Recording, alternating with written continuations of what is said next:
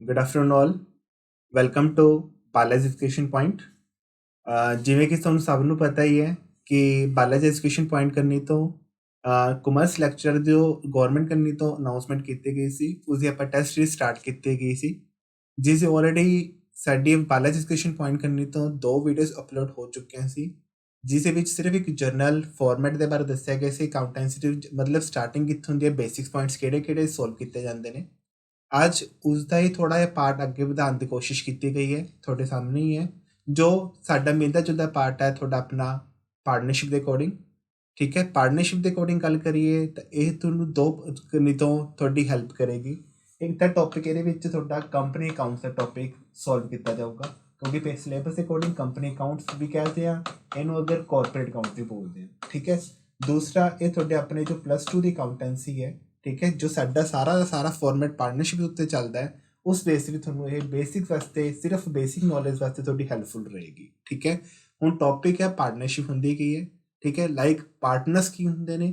ਠੀਕ ਹੈ, ਪਾਰਟਨਰਸ਼ਿਪ ਦਾ ਅਗਰ ਰਿਲੇਸ਼ਨ ਕੀ ਹੋਏਗਾ ਬਿਜ਼ਨਸ ਦੇ ਵਿੱਚ, ਉਹ ਸਾਰਾ ਇਸ ਫਾਰਮੈਟ ਦੇ ਅਕੋਰਡਿੰਗ ਟੋਟਲ 35+ ਕੁਐਸਚਨਸ ਨੇ। ਇਹਦੀ ਸਾਰੀ ਇੱਕ ਬਿਜ਼ਨਸ ਦੇ ਬਾਰੇ ਮਤਲਬ ਪਾਰਟਨਰਸ਼ਿਪ ਦੇ ਬਾਰੇ ਸਾਰੇ ਕੁਐਸਚਨ ਤੁਹਾਨੂੰ ਬੇਸਿਕਸ ਤੋਂ ਪਤਾ ਲੱਗ ਜਾਣਗੇ। ਪਹਿਲੀ ਗੱਲ ਕਰਾਂ, ਅਗਰ ਮੈਂ ਪਿਛਲਾ ਸ਼ਿਪ ਕੱਟਦਾ, ਠੀਕ ਹੈ, ਸ਼ਿਪ ਮਤਲਬ ਹੁੰਦਾ ਇੱਕ ਰਿਲੇਸ਼ਨਸ਼ਿਪ ਦੀ ਗੱਲ ਕਰੀਏ ਤਾਂ ਸਿਰਫ ਇੱਕ ਪਾਰਟਨਰਸ ਕਰਨੀ ਤੋਂ ਕੌਣ ਬੰਦੇ ਹੋਣਗੇ। ਪਹਿਲੀ ਗੱਲ ਤਾਂ ਬਿਜ਼ਨਸ ਨੂੰ ਚਲਾਉਣ ਦੇ ਵਾਸਤੇ ਬਿਜ਼ਨਸ ਕਿਹੜਾ ਹੋਏਗਾ, ਜੋ ਪਾਰਟਨਰਸ਼ਿਪ ਦਾ ਬਿਜ਼ਨਸ ਹੋਏਗਾ, ਉਹਨੂੰ ਚਲਾਉਣ ਵਾਸਤੇ ਸਾਨੂੰ ਘੱਟ ਤੋਂ ਘੱਟ ਸਿਰਫ 2 ਬੰਦੇ ਚਾਹੀਦੇ ਨੇ। ਮੈਕਸਿਮਮ ਕਿੰਨੇ ਹੁੰਦੇ ਨੇ ਕਿੰਨੇ ਨਹੀਂ ਹੁੰਦੇ, ਉਹ ਸਾਰੀ ਗੱਲ ਤੁਹਾਨੂੰ ਮੈਂ ਇੱਕ PDF ਦੇ ਰਾਹੀਂ ਗੱਲ ਕਰੂੰਗਾ। ਇਸ ਕੁਐਸਚਨ ਦੇ ਅਕੋਰਡਿੰਗ ਅੱਗੇ ਚੱਲਾਂਗੇ।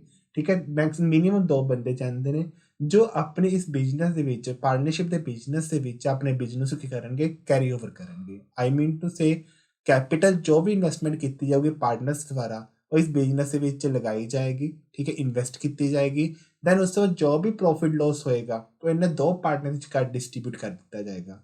ਹੁਣ ਇਹ ਕੁਝ ਰੂਲਸ ਹੁੰਦੇ ਨੇ ਵੀ ਪਾਰਟਨਰਸ਼ਿਪ ਹੁੰਦੀ ਹੈ ਕਦੋਂ ਹੁੰਦੀ ਹੈ, ਕਿਹੜੀ ਪੈਟਰਨ ਦੇ ਅਕੋਰਡਿੰਗ ਚੱਲਦੀ ਹੈ, ਅਗਰ ਪਾਰਟਨਰਸ਼ਿਪ ਡੇਟ ਐਬਸੈਂਟ ਹੋਵੇ ਫਿਰ ਕਿਹੜੀ ਚੀਜ਼ਾਂ ਕੀਤੀਆਂ ਜਾਂਦੀਆਂ ਨੇ, ਉਹ ਸਾਰੀ ਚੀਜ਼ਾਂ ਮੈਂ ਤੁਹਾਨੂੰ ਕੁਐਸਚਨ ਦੇ ਅਕੋਰਡਿੰਗ ਦੱਸੂਗਾ।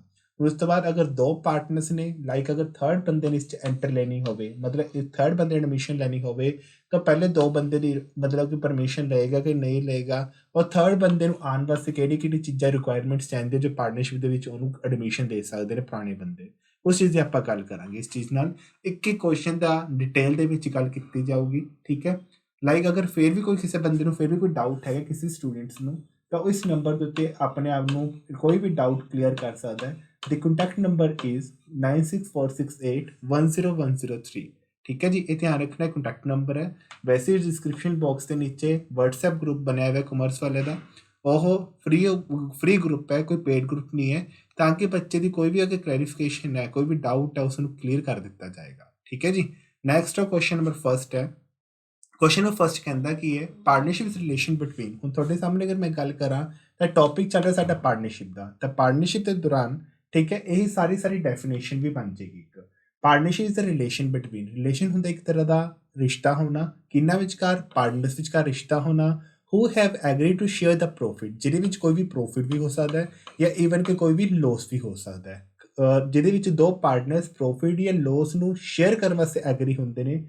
ਤੇ ਬਿਜ਼ਨਸ ਕੈਰੀਡ ਔਨ ਬਾਈ ਆਲ, ਜਾਂ ਉਹਦੇ ਵਿੱਚ ਸਾਰੇ ਬੰਦੇ ਬਿਜ਼ਨਸ ਕਰਨ, ਸਾਰੀ ਮਤਲਬ ਅਗਰ 2 ਮੈਂਬਰਸ ਨੇ ਪਾਰਟਨਰ ਦੇ ਵਿੱਚ ਪਾਰਟਨਰਸ਼ਿਪ ਦੇ ਵਿੱਚ, ਤਾਂ ਦੋਨੋਂ ਮੈਂਬਰਸ ਕੰਮ ਕਰਨਗੇ, ਜਾਂ ਐਨੀ ਆਫ ਦੈਮ, ਜਾਂ ਦੋਨਾਂ 'ਚੋਂ ਇੱਕ ਬੰਦਾ ਵੀ ਕੰਮ ਕਰ ਸਕਦਾ ਹੈ। ਇਹੀ ਸਾਰੀ ਪਾਰਟਨਰਸ਼ਿਪ ਦੀ ਕੀ ਬਣਦੀ ਹੈ, ਡੈਫੀਨੇਸ਼ਨ ਬਣਦੀ ਹੈ।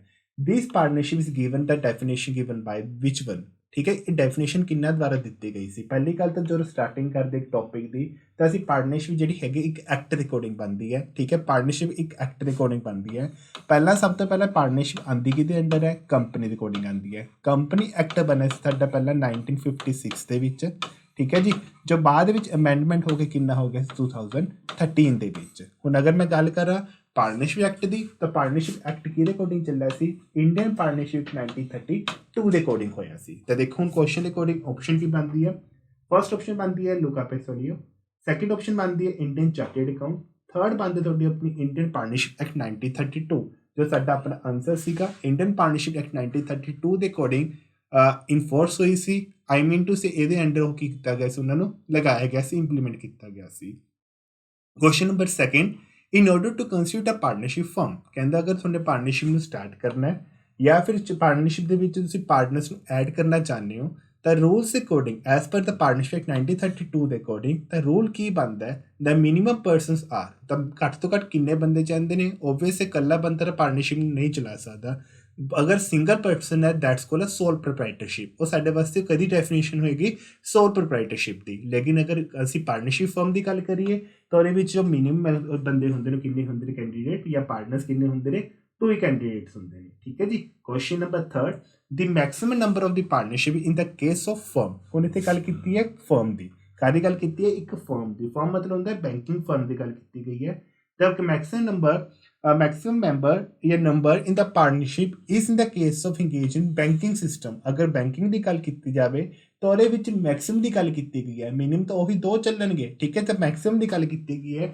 ਤਾਂ ਮੈਕਸਿਮਮ ਕਿੰਨੇ ਹੋਣਗੇ ਤੁਹਾਡੇ ਆਪਣੇ 10 ਹੋਣਗੇ ਅਗਰ ਮੈਂ ਗੱਲ ਕਰਾਂ ਬੈਂਕਿੰਗ ਦੀ ਤਾਂ 10 ਮੈਕਸਿਮਮ ਹੋਣਗੇ ਅਗਰ ਗੱਲ ਕਰਾਂ ਮੈਂ ਜਨਰਲ ਬਿਜ਼ਨਸ ਦੀ ਉਹਦੇ ਵਿੱਚ ਕਿੰਨੇ ਬੰਦੇ ਹੋਣਗੇ ਤੁਹਾਡੇ ਆਪਣੇ 20 ਹੋਣਗੇ ਇੱਥੇ ਤਾਂ ਆ ਕੇ ਆਰਡੀਨਰੀ ਬਿਜ਼ਨਸ ਦੀ ਗੱਲ ਕਰ ਰਿਹਾ ਤਾਂ ਆਰਡੀਨਰੀ ਦੇ ਵਿੱਚ ਹੋਣਗੇ ਤੁਹਾਡੇ ਆਪਣੇ 20 ਠੀਕ ਹੈ ਅਗਰ ਗੱਲ ਕਰ ਰਿਹਾ ਬੈਂਕਿੰਗ ਪਾਰਟਨਰਸ਼ਿਪ ਦੀ ਉਹਦੇ ਵਿੱਚ ਮਿਨੀਮਮ ਮੈਕਸਿਮਮ ਬੰਦੇ ਕਿੰਨੇ ਹੋਣਗੇ ਤੁਹਾਡੇ ਆਪਣੇ 10 ਠੀਕ ਹੈ ਧਿਆਨ ਰੱਖਣਾ ਇਹ ਪੁੱਛਿਆ ਜਾਂਦਾ ਕੁਐਸਚਨ ਦੇ ਵਿੱਚ ਕਈ ਵਾਰ ਜਨਰਲ ਫਾਰਮੈਟ ਦੇ ਅਕੋਰਡਿੰਗ ਪੁੱਛ ਲੈਂਦੇ ਨੇ ਆਪਾਂ ਪੜ੍ਹ ਬਹੁਤ ਸੌਖਾ ਜਾਂਦੇ ਆ ਲੇਕਿਨ ਪੇਪਰ ਦੇ ਵਿੱਚ ਜਿਹੜਾ ਕੁਐਸਚਨ ਹੁੰਦਾ ਬਹੁਤ ਜ਼ਿਆਦਾ ਈਜ਼ੀ ਹੁੰਦਾ ਜਿਹਦਾ ਸਾਨੂੰ ਜਵਾਬ ਵੀ ਨਹੀਂ ਹੁੰਦਾ ਠੀਕ ਹੈ ਤਾਂ ਧਿਆਨ ਰੱਖਣਾ ਬੈਂਕਿੰਗ ਦੇ ਵਿੱਚ ਜੋ ਹੁੰਦੇ ਨੇ ਮੈਕਸਿਮਮ ਸਾਡੇ 20 ਹੁੰਦੇ 10 ਹੁੰਦੇ ਨੇ ਔਰ ਆਰਡੀਨਰੀ ਬਿਜ਼ਨਸ ਦੇ ਵਿੱਚ ਕਿੰਨੇ ਬੰਦੇ ਹੋਣਗੇ ਤੁਹਾਡੇ ਆਪਣੇ 20 ਹੋਣਗੇ ਔਰ ਮਿਨੀਮਮ ਕਿੰਨੇ ਚੱਲ ਹੁੰਦੇ ਆ ਉਹ ਤੁਹਾਨੂੰ ਸਭ ਨੂੰ ਪਤਾ ਹੈ ਆਲਰੇਡੀ ਕਰ ਹੀ ਚੁੱਕੇ ਆ ਮੇਰੇ ਨਾਲ ਕਵਰ ਉਹ ਸਾਡੇ ਵਾਸਤੇ ਕਿੰਨੇ ਹੁੰਦੇ ਨੇ 20 ਹੁੰਦੇ ਨੇ 2 ਹੁੰਦੇ ਨੇ ਮਿਨੀਮਮ ਠੀਕ ਹੈ question number 5 which of the following is essential ਸਭ ਤੋਂ ਜ਼ਰੂਰੀ ਫੰਕਸ਼ਨ ਸਭ ਤੋਂ ਜ਼ਰੂਰੀ ਫੀਚਰਸ ਪਾਰਟਨਰਸ਼ਿਪ ਦਾ ਕੀ ਹੋਏਗਾ ਹੁਣ ਤੁਹਾਡੇ ਸਾਹਮਣੇ ਆਪਸ਼ਨਾਂ ਨੇ ਹੁਣ ਅਗਰ ਕਿਸੇ ਬੱਚੇ ਨੇ ਕਿਸ ਥਿਊਰੀ ਪਾਰਟ ਨੂੰ ਵੀ ਲਰਨ ਕਰਨਾ ਹੈ ਤੇ ਥਿਊਰੀ ਵਿੱਚ ਫਸਟ ਸਾਨੂੰ ਡੈਫੀਨੇਸ਼ਨ ਦਿੱਤੀ ਉਸ ਤੋਂ ਬਾਅਦ ਮਿਨੀਮਮ ਨੰਬਰ 2 ਦਿੱਤੇ ਬੈਂਕਿੰਗ ਦੇ ਵਿੱਚ ਸਾਨੂੰ 10 ਦੱਸਤੇ ਆਰਡੀਨਰੀ ਬਿਜ਼ਨਸ ਵਿੱਚ ਸਾਨੂੰ 20 ਦੱਸਤੇ ਦੈਨ ਉਸ ਤੋਂ ਬਾਅਦ ਫੀਚਰਸ ਕੀ ਹੋਏਗਾ ਕਹਿੰਦਾ ਇਹਦੇ ਵਿੱਚ ਪਰਸਨਸ ਹੋਣੇ ਜ਼ਰੂਰੀ ਨੇ ਹਾਂਜੀ ਹੋਣੇ ਜ਼ਰੂਰੀ ਨੇ ਐਗਰੀਮੈਂਟ ਹੋਣਾ ਜ਼ਰੂਰੀ ਹੈ ਹਾਂਜੀ ਹੋਣਾ ਜ਼ਰੂਰੀ ਹੈ ਅਗਰ ਐਗਰੀਮੈਂਟ ਨਹੀਂ ਹੁੰਦਾ ਤਾਂ ਉਹਦੇ ਵਿੱਚ ਸਾਡੇ 5 ਰੂਲ ਐਪਲੀਕੇਬਲ ਹੁੰਦੇ ਨੇ ਇਹ ਧਿਆਨ ਰੱਖਿਓ ਅਗਰ ਪਾਰਟਨਰਸ਼ਿਪ ਡੀਡ ਨਹੀਂ ਹੈ I mean to say partnership deed ਹੁੰਦੀ ਕੀ ਹੈ ਉਹਦੀ ਮੈਂ ਤੁਹਾਡੇ ਨੀਚੇ ਗੱਲ ਕਰੂੰਗਾ ਅਗਰ ਐਗਰੀਮੈਂਟ ਨਹੀਂ ਹੈਗਾ ਪਾਰਟਨਰਸ ਵਿਚਕਾਰ ਤਾਂ ਉਹਦੇ ਵਿੱਚ 5 ਰੂਲ ਐਪਲੀਕੇਬਲ ਹੁੰਦੇ ਨੇ ਉਹ 5 ਰੂਲ ਕਿਹੜੇ ਨੇ ਇਕੁਅਲ ਰੇਸ਼ੋ ਹੋਏਗੀ ਠੀਕ ਹੈ ਹਰੇ ਪਾਰਟਨਰ ਵਿਚਕਾਰ ਨਾ ਹੀ ਕੋਈ ਸੈਲਰੀ ਹੋਏਗੀ ਕੋਈ ਸੈਲਰੀ ਪੇ ਨਹੀਂ ਕੀਤੀ ਜਾਊਗੀ ਠੀਕ ਹੈ ਜੀ ਨਾ ਹੀ ਕੋਈ ਇੰਟਰਸਟ ਔਨ ਕੈਪੀਟਲ ਹੋਏਗਾ और ना ही कोई इंटरेस्ट ऑन ड्राइंग होएगा ठीक है ना ही कोई इंटरेस्ट ऑन ड्राइंग होएगा लेकिन अगर लोन होएगा कोई भी लोन है तो लोन के उत्ते इंटरेस्ट कितने % चार्ज किया जाऊगा 6% चार्ज किया जाऊगा आई मीन टू से अगर रेशियो है तो इक्वल होएगी ठीक है कोई भी सैलरी आई मीन टू कोई भी रेमरेशन नहीं होएगी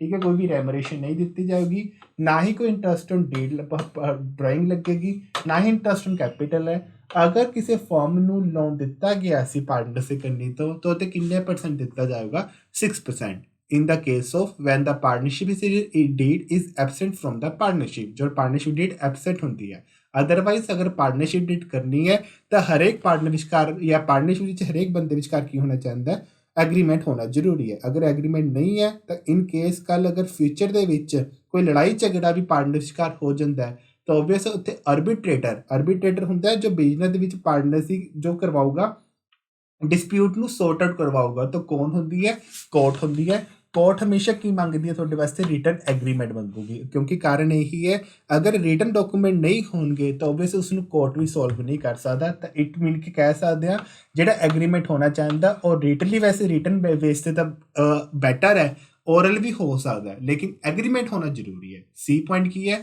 प्रोफिशिएंट रेशो हाँ जी होनी चाहिए है बिजनेस होना ही चाहिए है इट मीन कि अगर ऑप्शन की गल करिए तो ऑप्शन की बनेगी ऑल ऑफ दीज सारी पैटर्न के अकॉर्डिंग सारी चीज़ां होनी जरूरी ने नैक्सट आओ 6th क्वेश्चन जो थोड़े मैंने हूँ एक वर्ड बोल रहे थे पार्टनरशिप डीड तो वही पार्टनरशिप डीड के अकॉर्डिंग चलूँगा तो क्वेश्चन नंबर 6 की कहता है the document which contains all the terms जिस सारी पार्टनरशिप की शर्तां दित्ती होणगियां और सारी थोड़ी अपनियां कंडीशन ਦਿੱਤੇ ਹੋਣਗੇ ਆਈ ਮੀਨ ਰੂਲਸ ਦਿੱਤੇ ਹੋਣਗੇ regarding the conduct of partnership business ਜਿਹਦੇ ਵਿੱਚ ਬਿਜ਼ਨਸ ਨੂੰ ਕੀ ਕੀਤਾ ਜਾਂਦਾ ਪਾਰਟਨਰਸ਼ਿਪ ਨੂੰ ਕੰਡਕਟ ਕੀਤਾ ਜਾਂਦਾ ਹੈ ਜਾਂ ਉਸ ਨੂੰ ਰੈਗੂਲੇਟ ਕੀਤਾ ਜਾਂਦਾ ਹੈ ਇਸ ਕੋਲਡ ਉਹ ਸਾਡੇ ਵਾਸਤੇ ਕੀ ਹੋਏਗੀ ਤਾਂ ਸਾਡੇ ਵਾਸਤੇ ਪਾਰਟਨਰਸ਼ਿਪ ਐਗਰੀਮੈਂਟ ਤਾਂ ਹੋਏਗਾ ਹੀ ਹੋਏਗਾ ਤਾਂ ਸਾਨੂੰ ਪਤਾ ਹੀ ਹੈ ਕਿ ਐਗਰੀਮੈਂਟ ਹੋਣਾ ਜ਼ਰੂਰੀ ਹੈ लेकिन एग्रीमेंट किस दे अंडर चलेगा, किस दे अकॉर्डिंग कहने हो, क्योंकि इतने ਅਸੀਂ ਗੱਲ ਕੀਤੀ ਹੈ ਡਾਕੂਮੈਂਟ ਦੀ। Document is not being agreement is not being a document, ਤਾਂ ਡਾਕੂਮੈਂਟ ਦੀ ਗੱਲ ਕੀਤੀ ਹੈ ਤਾਂ ਡਾਕੂਮੈਂਟ ਦੇ ਵਿੱਚ ਟੋਟਲ ਸਾਨੂੰ ਕੀ ਚਾਹੀਦੀ ਹੈ, ਪਾਰਟਨਰਸ਼ਿਪ ਡੀਡ ਚਾਹੀਦੀ ਹੈ। ਹੁਣ ਜਿਹੜੀ ਪਾਰਟਨਰਸ਼ਿਪ ਡੀਡ ਹੁੰਦੀ ਹੈ ਇਟਸ ਟੂ ਬੀ ਬੈਟਰ ਕਿ ਇਹ ਰਿਟਨ ਮੈਨਰ ਦੇ ਵਿੱਚ ਹੋਵੇ, ਲੇਕਿਨ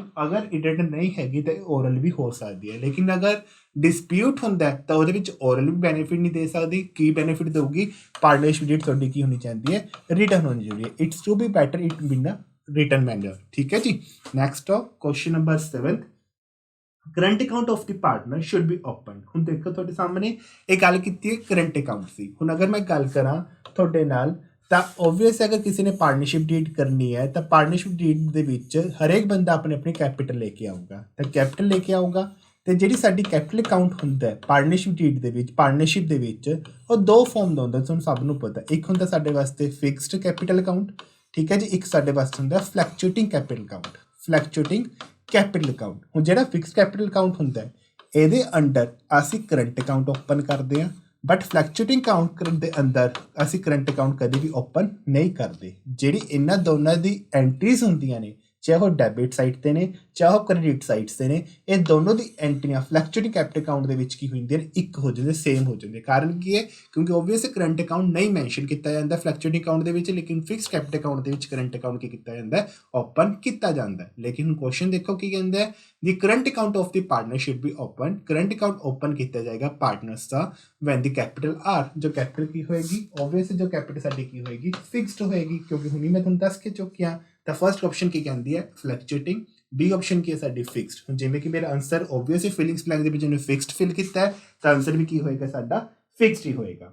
question number 8, in the absence of partnership deed, ਕਹਿੰਦਾ ਅਗਰ ਪਾਰਟਨਰਸ਼ਿਪ ਡੀਡ ਦੀ ਗੱਲ ਕਰੀਏ ਉੱਥੇ ਇੱਕ ਬੈਲੈਂਸ ਲਿਖਿਆ ਗਿਆ ਵਰਡ। ਬੈਲੈਂਸ ਮਤਲਬ ਜਾਂ ਤਾਂ ਕੀ ਹੋਏਗਾ, ਪ੍ਰੋਫਿਟ ਹੋਏਗਾ ਜਾਂ ਕੀ ਹੋਏਗਾ, ਲੋਸ ਹੋਏਗਾ। ਠੀਕ ਹੈ, ਜੋ ਬੈਲੈਂਸ ਹੋਏਗਾ ਪਾਰਟਨਰਸ਼ਿਪ ਡੀਡ ਦਾ ਉਹ ਪ੍ਰੋਫਿਟ ਐਂਡ ਲੋਸ ਦੇ ਵਿੱਚ, ਠੀਕ ਹੈ, ਪਾਰਟਨਰਸ ਕਰ ਕਿੱਥੇ ਡਿਵਾਈਡ ਕੀਤਾ ਜਾਊਗਾ, ਕਿਵੇਂ ਡਿਵਾਈਡ ਕੀਤਾ ਜਾਊਗਾ।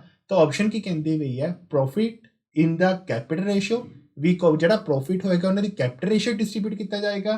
ਹੁਣ ਕੁਐਸਚਨ ਆਉਂਦਾ ਕਿ ਕੈਪੀਟਲ ਰੇਸ਼ੀਓ ਕੀ ਹੁੰਦੀ ਹੈ। ਮੰਨ ਲਓ ਅਸਿਊਮ ਕਰ ਲਓ, ਜਸਟ ਅਸਿਊਮ ਦੈਟ ਕਿ ਲੈਟ ਟੂ ਬੀ ਨੋ, ਇਹ ਬੰਦਾ ਫਸਟ ਲੱਖ ਲੈ ਕੇ ਆਉਂਦਾ, 1 ਲੱਖ ਲੈ ਕੇ ਆਉਂਦਾ, ਉਹ ਜਿਹੜਾ ਬੀ ਬੰਦਾ ਤੁਹਾਡਾ ਆਪਣਾ 2 ਲੱਖ ਲੈ ਕੇ ਆਉਂਦਾ। ਤਾਂ ਓਬਵੀਅਸ ਜੋ ਰੇਸ਼ੀਓ ਬਣੇਗੀ ਸਾਡੇ ਵਾਸਤੇ ਓਵਰ ਰੇਸ਼ੀਓ 2 ਬਣੇਗੀ, ਕਿਉਂਕਿ ਉਹਨੇ ਕੈਪੀਟਲ ਰੇਸ਼ੀਓ ਕਹੀ ਹੈ। ਤਾਂ ਕੈਪੀਟਲ ਰੇਸ਼ੀਓ ਦੇ ਅਕੋਰਡਿੰਗ ਸਾਡੀ ਕੈਪੀਟਲ ਰੇਸ਼ੀਓ ਕਿੰਨੀ ਬਣਦੀ ਹੈ, 1:2।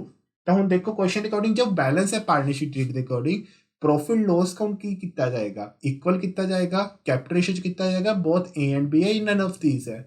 ਹਾਂਜੀ ਦੇਖੋ ਕੁਐਸਚਨ ਦੇ ਅਕੋਰਡਿੰਗ ਦੋਨੋਂ ਬਣ ਸਕਦੇ, ਏ ਵੀ ਬਣ ਸਕਦਾ ਹੈ, ਬੀ ਵੀ ਤਾਂ ਬਣ ਸਕਦਾ ਹੈ। ਲੇਕਿਨ ਇੱਥੇ ਗੱਲ ਕੀਤੀ ਗਈ ਹੈ ਪਾਰਟਨਰਸ਼ਿਪ ਡੀਡ ਦੇ ਬੈਲੈਂਸ ਦੀ। ਜੋ ਵੀ ਬੈਲੈਂਸ ਬਚੇਗਾ ਪ੍ਰੋਫਿਟ ਐਂਡ ਲੋਸ ਚ ਡਿਸਟ੍ਰੀਬਿਊਟ ਕਿੱਥੇ ਕੀਤਾ ਜਾਊ, ਕੈਪੀਟਲ ਰੇਸ਼ੀਓ ਚ ਕੀਤਾ ਜਾਊ।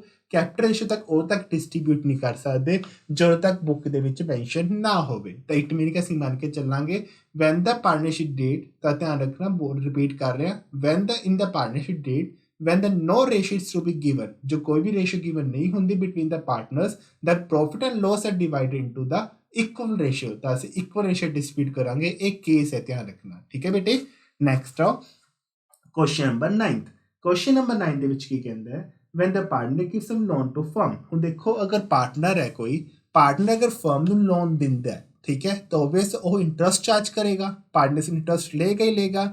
ਜੋ ਇੰਟਰਸਟ ਹੁੰਦਾ ਉਹ ਫਰਮ ਦਾ ਕੀ ਹੋ ਜਾਂਦਾ, ਖਰਚਾ ਹੋ ਜਾਂਦਾ ਹੈ, ਔਰ ਪਾਰਟਨਰਸ ਕੀ ਬਣ ਜਾਂਦੀ ਹੈ, ਉਹ ਇੱਕ ਤਰ੍ਹਾਂ ਦੀ ਇਨਕਮ ਜਾਂ ਰੈਵਨਿਊ ਜਨਰੇਟ ਹੋ ਜਾਂਦੀ ਹੈ ਉਸ ਨੂੰ। ਠੀਕ ਹੈ, ਤਾਂ ਹੁਣ ਜਦੋਂ ਪਾਰਟਨਰ ਇੱਕ ਫਰਮ ਨੂੰ ਲੋਨ ਦਿੰਦਾ ਹੈ ਤੇ ਸ਼ੁੱਡ ਬੀ ਕ੍ਰੈਡਿਟ ਟੂ, ਇੱਥੇ ਗੱਲ ਕੀਤੀ ਹੈ ਕ੍ਰੈਡਿਟ ਦੀ। ਹੁਣ ਧਿਆਨ ਰੱਖਿਓ ਅਗਰ ਇੱਕ ਕ੍ਰੈਡਿਟ ਕਰਨਾ ਹੈ ਤਾਂ ਪਾਰਟਨਰ ਕਰੂਗਾ ਕਿ ਫਰਮ ਕਰੂਗੀ, ਤਾਂ ਓਬਵੀਅਸ ਹੈ ਫਰਮ ਕਰੂਗੀ। ਤਾਂ ਉਸ ਫਰਮ ਦੇ ਵਾਸਤੇ ਇੱਕ ਸੈਪਰੇਟ ਲੋਨ ਅਕਾਊਂਟ ਬਣਾਉਂਦੀ ਹੈ ਫਰਮ, ਤਾਂ ਕਿ ਸਾਰੀ ਜੋ ਲੋਨ ਦਿੱਤਾ ਗਿਆ ਜਾਂ ਲੋਨ ਲਿੱਤਾ ਗਿਆ ਉਹ ਇੱਕ ਸੈਪਰੇਟ ਅਕਾਊਂਟ ਵਿੱਚ ਬਣਾ ਦਿੱਤਾ ਜਾਵੇ। ਉਹ ਸੈਪਰੇਟ ਅਕਾਊਂਟ ਦਾ ਨਾਮ ਕੀ ਹੈ ਸਾਡੇ ਵਾਸਤੇ, ਸੈਪਰੇਟ ਲੋਨ ਅਕਾਊਂਟ। ਹੋਰ ਅਗਰ ਗੱਲ ਕਰਾਂ ਮੈਂ ਕੈਪੀਟਲ ਅਕਾਊਂਟ ਵਿੱਚ ਲੋਨ ਦੀ ਐਂਟਰੀ ਤਾਂ ਹੋਣੀ ਨਹੀਂ, ਕਾਰਨ ਕੀ, ਕਿਉਂਕਿ ਆ ਪਾਰਟਨਰਸ ਦੀ ਕੰਨੀ ਤੋਂ ਦਿੱਤਾ ਹੋਇਆ ਲੋਨ ਪਾਰਟਨਰ ਦੇ ਲੋਨ ਅਕਾਊਂਟ ਦੇ ਵਿੱਚ ਟ੍ਰਾਂਸਫਰ ਕੀਤਾ ਜਾਊਗਾ, ਕਿਉਂਕਿ ਕੰਪਨੀ ਦੀ ਕੀ ਬਣ ਜਾਂਦੀ ਹੈ, ਲਾਇਬਿਲਿਟੀ ਬਣ ਜਾਂਦੀ ਹੈ। ਇਸ ਕਰਕੇ ਅਸੀਂ ਗੱਲ ਕਰਾਂਗੇ ਆ ਸੈਪਰੇਟ ਲੋਨ ਅਕਾਊਂਟ ਦੇ ਵਿੱਚ ਕੀ ਕੀਤਾ ਜਾਊਗਾ, ਮੇਨਟੇਨ ਕੀਤਾ ਜਾਊਗਾ। ਹੁਣ ਕੁਐਸਚਨ ਨੰਬਰ 10 ਦੇਖੋ, ਇਨ ਦਾ ਐਬਸੈਂਸ ਆਫ ਐਨ ਐਗਰੀਮੈਂਟ। ਅੱਗੇ ਨਾ ਗੱਲ ਹੁਣੀ ਰੂਲ ਸਮਝਾ ਕੇ ਗਿਆ ਸੀਗਾ, ਅਗਰ ਪਾਰਟਨਰਸ਼ਿਪ ਡੀਡ ਦੇ ਵਿੱਚ ਕਿਸੇ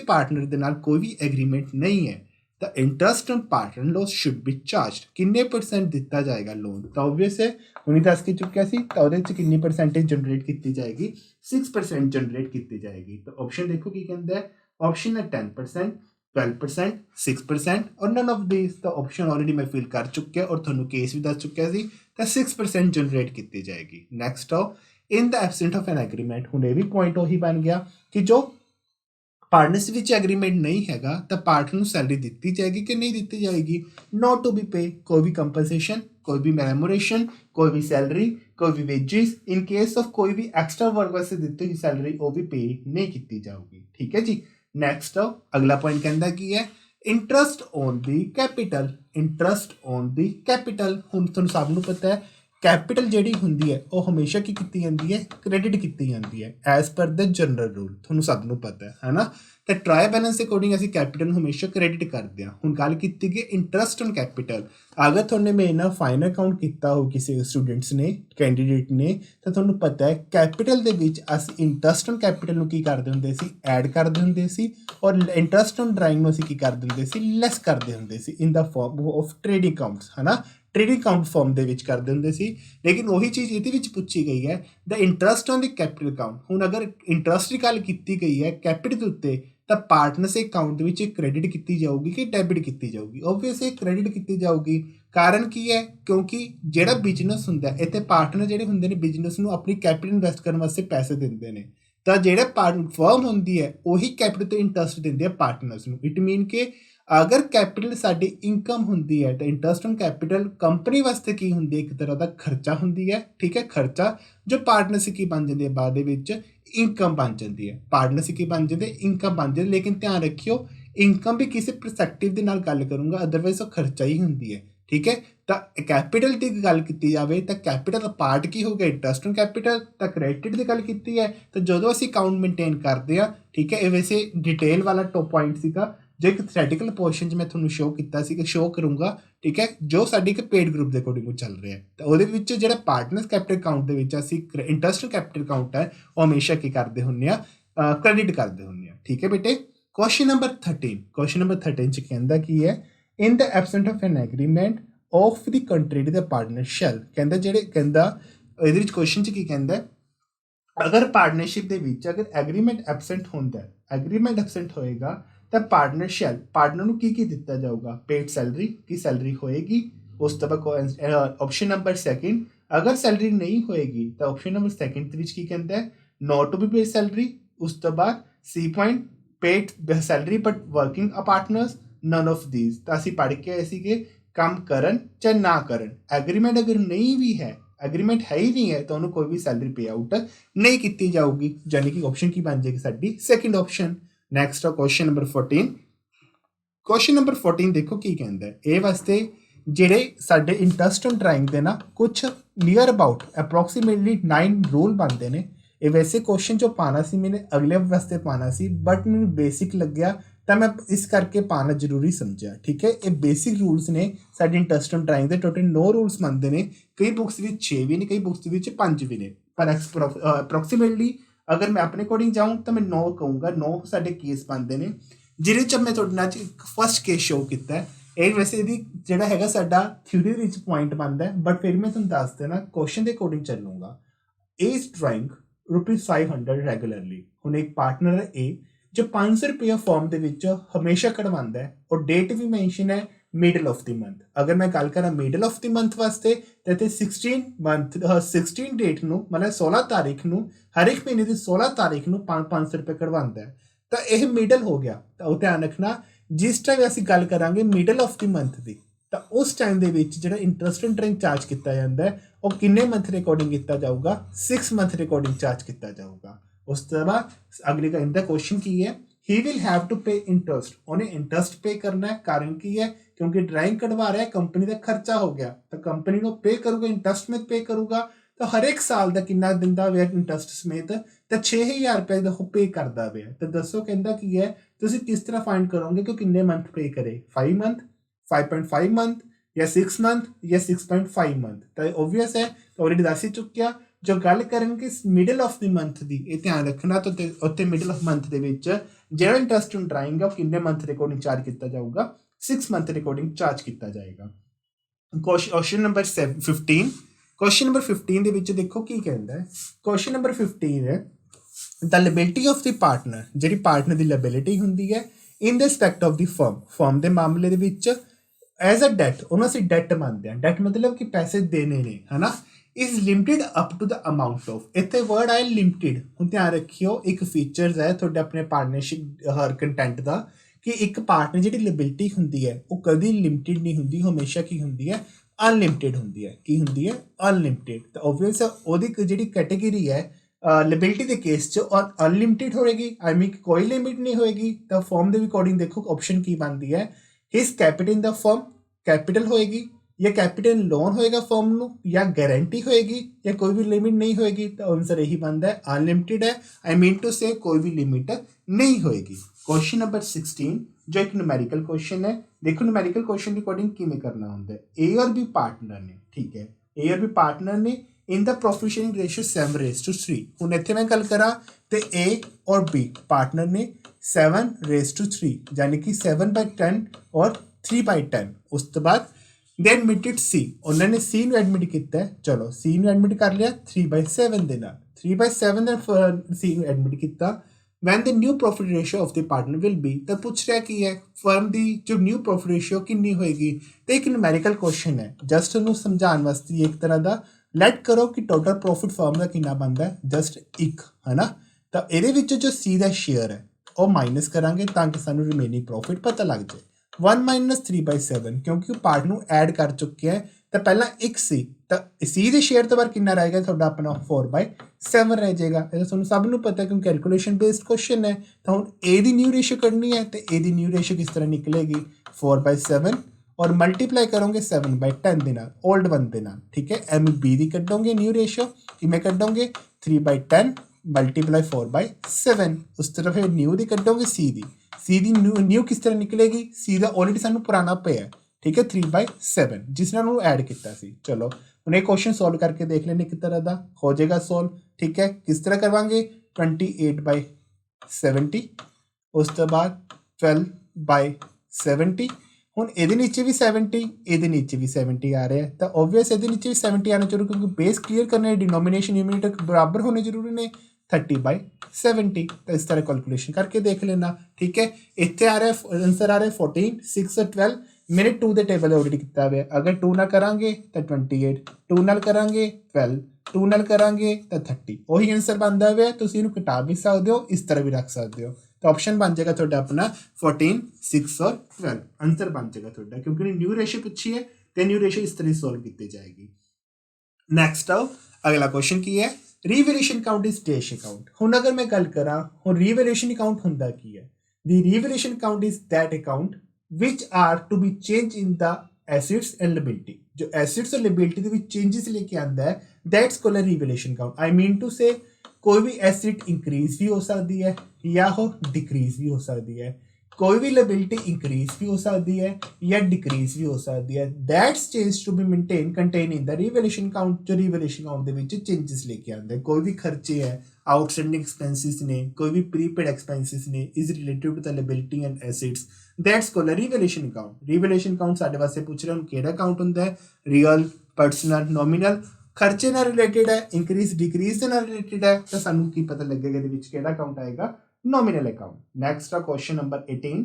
क्वेश्चन नंबर 18 दे विच की कहंदा है the balance of revaluation account. हुण देखो कहंदा की है जो रिवैल्यूएशन अकाउंट दा बैलेंस बचे है ओल्ड पार्टनर। पहली गल तो ध्यान रखियो जो रिवैल्यूएशन अकाउंट हुंदा है ये साडे किन्ना वास्ते बनदा है, ओल्ड पार्टनर वास्ते बनदा है। अगर ओल्ड पार्टनर वास्ते बनता है तो जो भी ये बैलेंस निकलेगा ओल्ड पार्टनर च डिवाइड होएगा। तो इट मीन के किहड़े रेशियो डिवाइड किया जाएगा, ओल्ड रेशियो दे विच। जिस तरह की आंसर की है साडा old profit sharing ratio, new profit sharing ratio, both A and B. देखो बोथ ए एंड बी तो बनना नहीं, तो ओल्ड प्रॉफिट रेशियो की गल करांगे तो ओल्ड पार्टनर च डिस्ट्रीब्यूट किया जाएगा। क्वेश्चन नंबर 19 बहुत बारी हो चुकी है क्वेश्चन।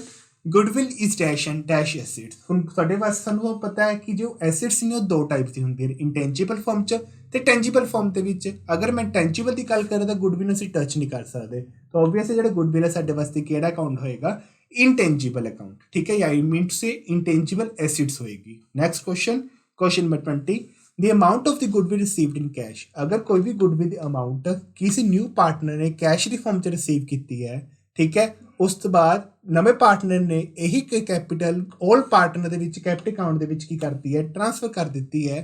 ਤਾਂ ਹੁਣ ਦੇਖੋ ਇਹ ਵਿੱਚ ਕੀ ਹੋਏਗਾ, ਦਿਮਾਗ ਵਿੱਚ ਗੱਲ ਰੱਖਣਾ ਇੱਕ, ਜਦੋਂ ਵੀ ਨਵਾਂ ਪਾਰਟਨਰ ਐਡਮਿਟ ਕੀਤਾ ਜਾਊਗਾ, ਠੀਕ ਹੈ, ਤਾਂ ਜਿਹੜੇ ਪੁਰਾਣੇ ਪਾਰਟਨਰਸ ਨੇ ਉਹ ਨਵੇਂ ਬੰਦੇ ਨੂੰ ਕੁਛ ਨਾ ਕੁਛ ਤਾਂ ਦੇਣਗੇ। ਓਬਵੀਅਸ ਉਹ ਨਵਾਂ ਬੰਦਾ ਅੰਦਰ ਕੰਪਨੀ 'ਚ ਆਇਆ ਤਾਂ ਉਹਨੂੰ ਪਾਰਟਨਰਸ਼ਿਪ ਦਾ ਹਿੱਸਾ ਮੰਨਿਆ ਜਾਏਗਾ।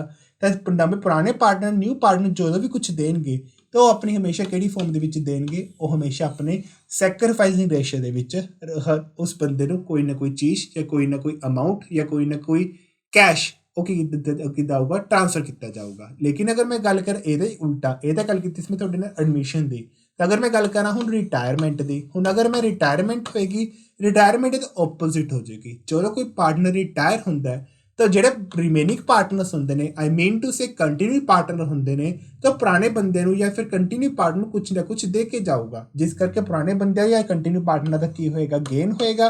ਤਾਂ ਉਸ ਪੁਆਇੰਟ ਦੇ ਵਿੱਚ ਅਸੀਂ ਕੀ ਕੱਢਾਂਗੇ, ਗੇਨ ਰੇਸ਼ੋ ਕੱਢਾਂਗੇ। ਹੁਣ ਇੱਥੇ ਗੱਲ ਕੀਤੀ ਹੈ new old partner the, it mean कि ओल्ड पार्टनर नवे पार्टनर ओल्ड पार्टनर तो कुछ लिता होगा या दिता होगा, तो ਉਹਦੇ ਵਾਸਤੇ ਕਿਹੜੀ ਰੇਸ਼ੋ ਡਿਸਟ੍ਰੀਬਿਊਟ ਕੀਤੀ ਜਾਊਗੀ ਤੁਹਾਡੀ ਆਪਣੀ in their profit sharing ratio. ਇਹ ਆਲਰੇਡੀ ਦੱਸ ਚੁੱਕਿਆ ਸੀ ਮੈਂ ਤੁਹਾਨੂੰ। Question number 21, at the time of admission of a new partner, ਕਹਿੰਦਾ ਜਦੋਂ ਨਵੇਂ ਪਾਰਟਨਰ ਦੀ ਐਡਮਿਸ਼ਨ ਕੀਤੀ ਗਈ ਸੀ, the value of the goodwill is overstated. ਹੁਣ ਦੇਖੋ ਧਿਆਨ ਨਾਲ, ਓਵਰਸਟੇਟਡ ਦਾ ਮਤਲਬ ਕੀ ਹੁੰਦਾ ਹੈ ਵੀ ਪੁਰਾਣੇ ਬੰਦੇ ਨਵੇਂ ਬੰਦੇ ਦੇ ਆਉਣ ਤੋਂ ਪਹਿਲਾਂ, ਨਿਊ ਪਾਰਟਨਰ ਦੇ ਆਉਣ ਤੋਂ ਪਹਿਲਾਂ goodwill is already appeared, goodwill ਪਹਿਲੇ ਹੀ ਅਪੀਅਰਡ ਸੀ ਬੁੱਕਸ ਦੇ ਵਿੱਚ।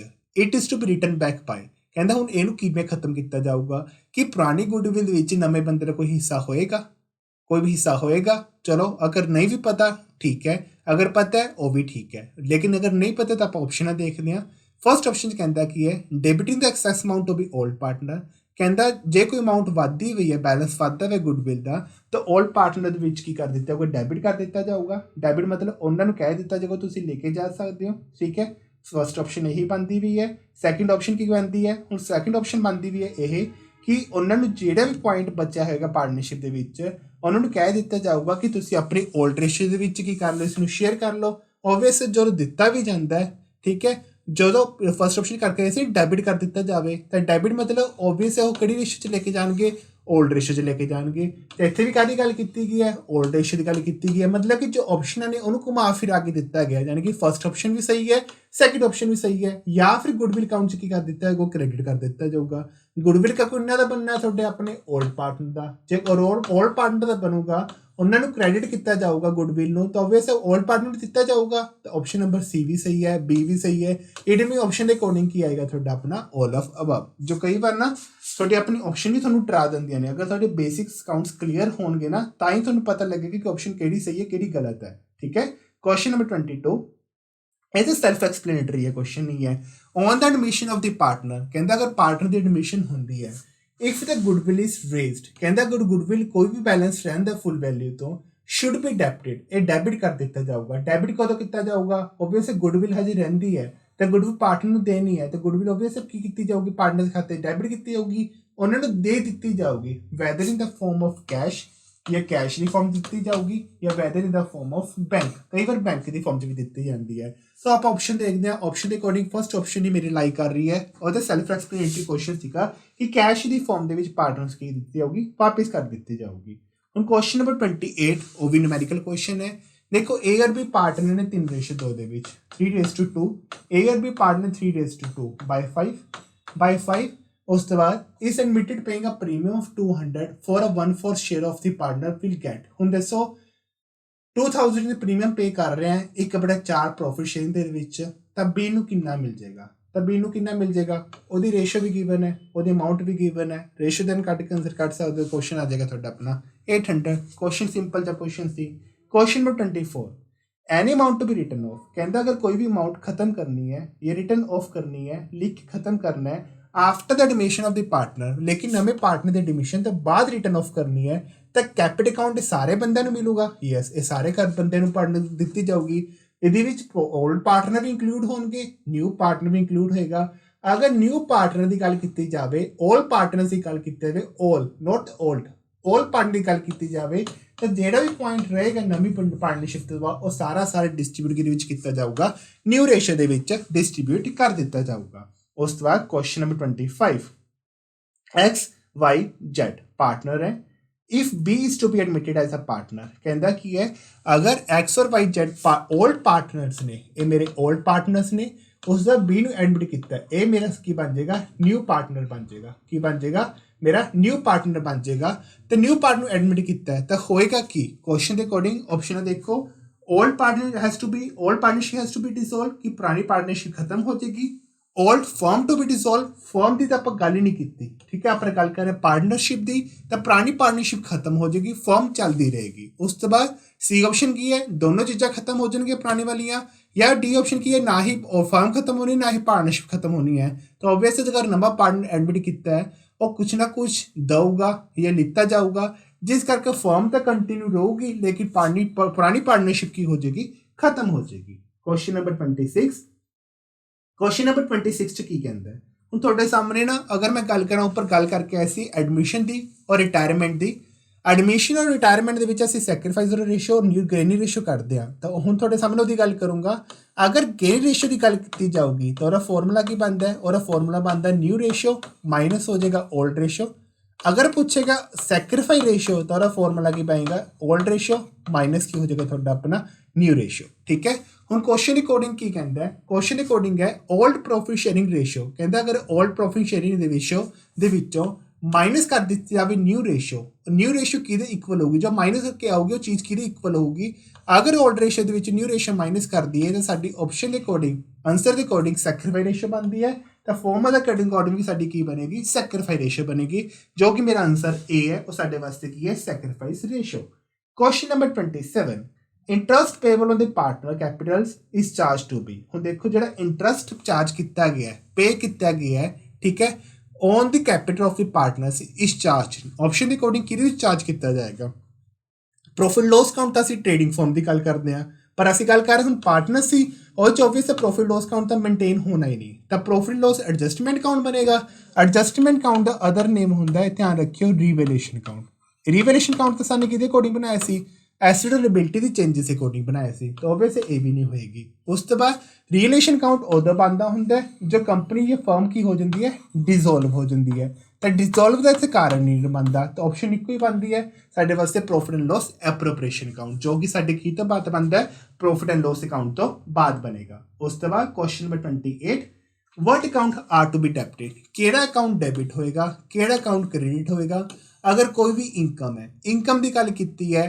तो ओबवियस है न्यू रेशो के ओल्ड सारे पार्टनर डिवाइड किया जाऊगा तो आंसर की बनेगा मतलब कि एंट्री की बनेगी profit and loss account debit to all partners capital account इतने मैं सारे पार्टनर्स की गल की है तो सारे पार्टनर्स की गल की है ठीक है क्योंकि नैट इनकम की गल कर रहे हैं अकाउंटिंग ईयर एंड की गल कर रहे इट मीन कि नवे पार्टनर की एडमिशन होगी तो आंसर की बनेगा profit and loss account debit to partners capital account इतने इन्होंने कला पार्टनर्स कैपिटल अकाउंट लिखा हुआ है इतने मैं अपने अकॉर्डिंग ऑप्शन के अकॉर्डिंग ऑल भी लगा सकता कारण की है क्योंकि वो साल के एंड की गल करता पे अगर साल की एंड के कोई चेंजिस नहीं हुई हुई तो वह साडा ओल्ड रेशो डिस्ट्रीब्यूट हो जाएगा अगर चेंजिस के अकॉर्डिंग है कि पुराने बंदे ने नवे बंदे को एंट्री दे दी गई है तो ऑब्वियस साडे सारे पार्टनर्स की हो जाएगा डिस्ट्रीब्यूट हो जाएगा। हम क्वेश्चन नंबर 29 हो चुका आंसर के अकॉर्डिंग मैं दस भी चुकिया सीगा on the admission of new partner अगर नवे पार्टनर किसी की एडमिशन की जाती है अगर कोई भी एसेट इंक्रीज होती है तो तुहानूं पता है कि हम क्रेडिट करते होंगे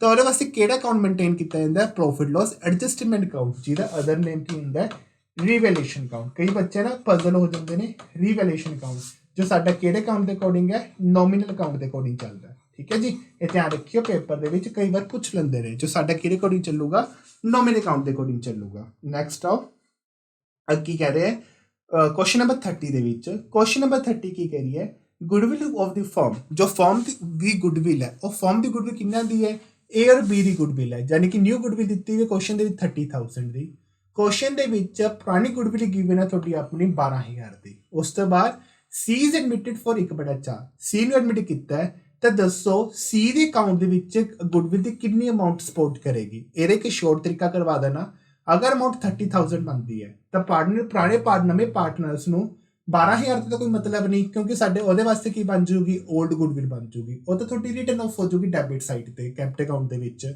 ਉਹ ਜਿਹੜੀ 30,000 ਦੀ ਹੈ ਉਹ ਤਾਂ ਤੁਹਾਡਾ ਸੈਲਫ ਐਕਸਪਲੇਨੇਟਰੀ ਹੈ ਕਿ 30,000 ਦਾ ਅਸੀਂ 1/4 ਕਰਾਂਗੇ, ਜਿੰਨਾ ਵੀ ਹਿੱਸਾ ਬਣੇਗਾ ਤੁਹਾਡਾ ਆਪਣੇ ਪਾਰਟਨਰ ਦਾ ਕੀ ਆ ਜਾਊਗਾ, ਨਵੇਂ ਪਾਰਟਨਰ ਦਾ ਹਿੱਸਾ ਆ ਜਾਊਗਾ। ਠੀਕ ਹੈ, ਬਟ ਉਹਦੇ ਗੱਲ ਕਰ ਰਹੇ ਕਿੰਨੀ ਅਮਾਊਂਟ ਹੀ is to be supported to bring for goodwill, ਉਹ ਕਿੰਨੀ ਅਮਾਊਂਟ ਲੈ ਕੇ ਆਏਗਾ, ਸੈਲਫ ਐਕਸਪਲੇਨੇਟਰੀ ਹੈ ਕੁਐਸਚਨ ਅਕੋਰਡਿੰਗ, ਤਾਂ 30,000 ਨੂੰ ਕਰ ਲਿਓ ਆਪਣਾ। ਠੀਕ ਹੈ, ਸ਼ੇਅਰਸ ਦੇ ਅਕੋਰਡਿੰਗ, ਕਿਉਂਕਿ ਨਵੇਂ ਪਾਰਟਨਰ ਦਾ ਜੋ ਸ਼ੇਅਰ ਹੈ ਤੁਹਾਡਾ ਕਿੰਨਾ ਬਣਦਾ ਹੈ, 1/4 ਬਣੇਗਾ। ਉਸ ਤੋਂ ਬਾਅਦ question number 31, question number 31 already ਪਹਿਲਾਂ ਹੋ ਚੁੱਕਿਆ ਸੀ, ਇਹਦੀ ਮੈਂ ਤੁਹਾਨੂੰ ਦੱਸ ਦੇਣਾ, ਪੂਰਾ ਨਹੀਂ ਕੁਐਸਚਨ ਕਰਵਾ ਰਿਹਾ, ਤੁਹਾਨੂੰ ਜਸਟ ਐਂ ਕਰਵਾ ਦੱਸ ਦੇਣਾ, ਜਸਟ ਹਿੰਟ ਦੇ ਤੌਰ ਤੇ ए और बी पार्टनर ने प्रॉफिट लॉस कर देन 3:1 डिवाइड बाय 4 और 4 यानी कि साडे वास्ते केड़ी रेशियो है, ओल्ड रेशियो है। दे हैव टू एडमिटेड सी और सी ਨੂੰ ਐਡਮਿਟ ਕਰ ਦੇਣ 1/8 ਦੇ ਨਾਲ। ਕੁਐਸਚਨ 'ਚ ਹੋਰ ਵੀ ਕੁਝ ਗਿਵਨ ਨਹੀਂ ਹੈਗਾ, ਤਾਂ ਅਸੀਂ ਪਹਿਲਾਂ ਉੱਪਰ ਸੋਲਵ ਕਰਕੇ ਆਏ ਸੀ। ਲੈਟ ਕਰ ਲਓ total profit is equal to 1 firm ਦਾ, ਇਸ ਵਿੱਚ ਰਿਮੇਨਿੰਗ ਪ੍ਰੋਫਿਟ ਤੁਸੀਂ ਕਰ ਸਕਦੇ ਹੋ 1 - 1/8 यानी कि 7/8। ਹੁਣ ਜਿਹੜਾ ਵੀ 7/8 ਆਇਆ ਉਹ ਇਸ ਦੇ ਵਿੱਚ ਡਿਸਟ੍ਰੀਬਿਊਟ ਹੋ ਜਾਊਗਾ। ਬਾਅਦ ਵਿੱਚ ਸੀ ਪਾਰਟਨਰ ਤੁਸੀਂ ਕੀ ਕਰ ਸਕਦੇ ਹੋ, ਕੈਲਕੂਲੇਸ਼ਨ ਕਰ ਸਕਦੇ ਹੋ, ਡਿਨੋਮੀਨੇਟਰ ਨਿਊਮੀਨੇਟਰ ਸੇਮ ਰੱਖ ਕੇ, ਤਾਂ ਆਨਸਰ ਕੀ ਬਣੇਗਾ 21/7/4 ਇਹ ਆਨਸਰ ਬਣ ਜਾਏਗਾ। ਇਹਨੂੰ ਤਾਂ ਨਹੀਂ ਸੋਲਵ ਕੀਤਾ ਗਿਆ ਕਿਉਂਕਿ ਆਲਰੇਡੀ ਪਹਿਲਾਂ ਸੋਲਵ ਕਰਵਾ ਚੁੱਕਿਆ। ਠੀਕ ਹੈ ਜੀ, ਨੈਕਸਟ ਹੋ question number 32। In the case of retirement, ਕਹਿੰਦਾ ਅਗਰ ਰਿਟਾਇਰਮੈਂਟ ਹੋ ਜਾਂਦੀ ਹੈ, ਠੀਕ ਹੈ, ਕਿਸੇ ਪਾਰਟਨਰ ਦੀ ਰਿਟਾਇਰਮੈਂਟ ਹੋ ਜਾਂਦੀ ਹੈ, ਤਾਂ ਜਿਹੜਾ ਪ੍ਰੋਫਿਟ ਹੋਏਗਾ ਕੈਪਿਟ ਅਕਾਊਂਟ 'ਚ ਕਿਵੇਂ ਡਿਸਟ੍ਰੀਬਿਊਟ ਕੀਤਾ ਜਾਊਗਾ, ਤਾਂ ਪ੍ਰੋਫਿਟ ਜਿਹੜਾ ਹੋਏਗਾ ਉਹਨੇ ਪ੍ਰੋਫਿਟ ਰੇਸ਼ੋ ਦੇ ਹਿੱਸੇ ਦੇ ਵਿੱਚ ਡਿਸਟ੍ਰੀਬਿਊਟ ਕੀਤਾ ਜਾਊਗਾ। ਲੈਟ ਐਗਜ਼ਾਮਪਲ ਲੈ ਲਓ, A B C ਪਾਰਟਨਰ ਨੇ 3 2 3 और 4 दबाए। ठीक है, मान के चलो जो हिस्सा बनता है वो कितना बनता है, by 9 अगर मैं गल करा B की रिटायरमेंट हो जाती है तो ਜਿਹੜਾ A और C ਨੂੰ ਹਿੱਸਾ ਮਿਲਣਾ ਹੈ ਉਹਨਾਂ ਦੀ ਰੇਸ਼ੋ 'ਚ ਮਿਲੂਗਾ, ਕਿਉਂਕਿ ਰੇਸ਼ੋ ਕੋਈ ਹੋਰ ਹੈ ਹੀ ਨਹੀਂ, ਤਾਂ ਰੇਸ਼ੋ ਕਿੰਨੀ ਬਣ ਜਾਏਗੀ 4:4 यानी कि 1:2 ਇੰਨਾ ਬਣ ਜਾਏਗਾ। ਠੀਕ ਹੈ, ਤਾਂ ਆਪਣੇ ਆਨਸਰ ਦੇ ਅਕੋਰਡਿੰਗ ਕੀ ਹੈ, ਇਨ देयर प्रॉफिट शेयरिंग ਰੇਸ਼ੋ। ਉਸ ਤੋਂ ਬਾਅਦ ਕੁਐਸਚਨ ਨੰਬਰ 33 ਦੇ ਵਿੱਚ ਕੀ ਕਹਿੰਦਾ ਹੈ, ABC ਇਕੁਅਲ ਪਾਰਟਨਰ ਨੇ। ਚਲੋ ABC ਇਕੁਅਲ ਪਾਰਟਨਰ ਨੇ, ਠੀਕ ਹੈ, ABC ਇਕੁਅਲ ਪਾਰਟਨਰ 1 1 1 by 3। ਉਸ ਤੋਂ ਬਾਅਦ B ਰਿਟਾਇਰ ਹੋ ਜਾਂਦਾ ਹੈ। ਠੀਕ ਹੈ, ਜਿਹਦੇ ਅਕੋਰਡਿੰਗ ਗੁੱਡਵਿਲ ਆਊਟਸਟੈਂਡਿੰਗ ਹੈ 9,000 ਦੀ। ਠੀਕ ਹੈ, ਉਸ ਤੋਂ ਬਾਅਦ ਰਿਮੇਨਿੰਗ ਪਾਰਟਨਰ ਕੌਣ ਨੇ, ਇੱਕ A ਹੈ ਔਰ ਇੱਕ C ਹੈ। ਰਿਮੇਨਿੰਗ ਪਾਰਟਨਰ ਬਿਜ਼ਨਸ ਨੂੰ ਕੰਟੀਨਿਊ ਕਰਨਾ ਚਾਹੁੰਦੇ ਨੇ ਕਿੰਨੇ ਨਾਲ, 3/2 ਦੇ ਨਾਲ, ਯਾਨੀ ਕਿ by 5 ਯਾਨੀ ਕਿ by 5। ਹੁਣ ਦੱਸੋ ਕਹਿੰਦਾ ਗੇਨ ਰੇਸ਼ੋ ਕੀ ਹੋਏਗੀ, ਸਭ ਨੂੰ ਪਤਾ ਗੇਨ ਰੇਸ਼ੋ ਦਾ ਫਾਰਮੂਲਾ ਕੀ ਹੁੰਦਾ, ਆਲਰੇਡੀ ਕਰਵਾ ਕੇ ਆਇਆ ਸੀਗਾ। ਫਾਰਮੂਲਾ ਹੁੰਦਾ new ratio minus old ratio. ਹੁਣ ਨਿਊ ਰੇਸ਼ੋ ਕਿੰਨੀ ਹੈ A ਦੀ, ਤਾਂ A ਦੀ ਸੋਲਵ ਹੋ ਜਾਏਗੀ 3/5 ਮਾਈਨਸ 1/3 यानी कि 3/5 माइनस 1/3। तो आंसर एलसीएम के अकॉर्डिंग एलसीएम लूँगे तो 15 आएगा। ठीक है, 9 माइनस 5 यानी कि 4/15 आ जाएगा। ये थोड़ी किहदी निकल गई, ए दी। एवें तुसीं किन्ने दी फाइंड आउट कर सकते हो, सी दी। तो सी दी कितनी आ जाएगी, सी दी आ जाएगी 2/5 माइनस 1/3। तो एलसीएम के अकॉर्डिंग 15 आ जाएगा। ठीक है, तुहानूं सबनूं पता है 6 माइनस 5 इज इक्वल टू 1/15। तो हुण रेशो कितनी बन गई, ਇਹਦੀ 4 ਇਹਦੀ 1 है, तो 4 रेशो बन चुकी 4:1। ठीक है, जो आंसर के अकॉर्डिंग साडा यही बनता 4:1। क्लीयर है बेटे, आई होप कि सबनूं क्लीयर हो गया होगा। क्वेश्चन नंबर 34 की कहता है, sacrifice ratio used at the time of, ਇਹਦਾ ਤੁਹਾਨੂੰ ਦੱਸ ਕੇ ਚੁੱਕਿਆ ਸੀ, ਐਡਮਿਸ਼ਨ ਦੇ ਦੌਰਾਨ ਅਸੀਂ ਸੈਕਰੀਫਾਈਸ ਰੇਸ਼ੋ ਯੂਜ਼ ਕਰਦੇ ਹਾਂ, ਰਿਟਾਇਰਮੈਂਟ ਦੇ ਅਕੋਰਡਿੰਗ ਅਸੀਂ ਕਿਹੜੀ ਰੇਸ਼ੋ ਯੂਜ਼ ਕਰਦੇ ਹਾਂ, ਗੇਨ ਰੇਸ਼ੋ ਯੂਜ਼ ਕਰਦੇ ਹਾਂ। ਇਹ ਜਸਟ ਇੱਕ basic question C, I hope कि ਤੁਹਾਨੂੰ ਪਸੰਦ ਵੀ ਆਏ ਹੋਣਗੇ। ਠੀਕ ਹੈ, ਕੱਲ ਇਹਦੇ ਨਾਲ ਹੀ थोड़ा जिहा लेवल थोड़ा हाई होएगा जो न्यूमेरिकल क्वेश्चन बेस पे होएगा। ठीक है, अगर फिर भी कोई डाउट है किसी को और इस नंबर के उत्ते कोई भी अपने डाउट को क्लीयर कर सकते हैं। यह नंबर जो है 24/7 वर्किंग के उत्ते ही है। फिर भी कोई डाउट है तो पूछ लेना बेटे। उस तो बाद इस डिस्क्रिप्शन बॉक्स के नीचे वीडियो के नीचे डिस्क्रिप्शन बॉक्स के व्हाट्सएप के कॉमर्स वाले स्टूडेंट्स का एक ग्रुप बने हुए, तुसीं उसनूं भी की कर सकते हो, ज्वाइन कर सकते हो। ठीक है जी, चलो थैंक यू सो मच।